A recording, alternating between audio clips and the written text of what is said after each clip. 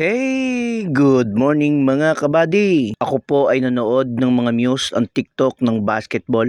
Lahat po ng kada sityo, may representative kada isang team. Ang labanan po talaga dito ay pagalingan ng sayaw. Maganda ka nga pero hindi ka naman marunong sumayaw, ligwa ka. Ang mechanic talaga nila sa TikTok, kada tugtog isasayaw mo. Pag hindi ka sumayaw, automatic talo ka na. Ang paliga po nito ay dito po sa Barangay Bidil Mundo na sakupan po ng Mansalay Oriental Mindoro. At panoorin po natin, here we go!